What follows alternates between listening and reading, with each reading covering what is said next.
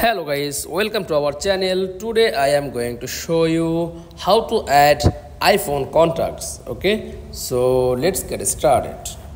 Then first of all, click on this option, tap on contacts. Okay, and click on plus icon and first name,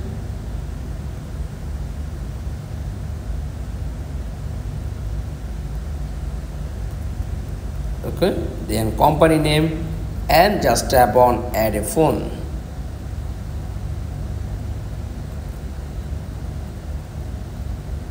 Okay, just tap on done, and to add, okay, then check contacts and search this number to add iPhone contacts. That's all. Thanks for watching. Please like, comments and subscribe. Thank you.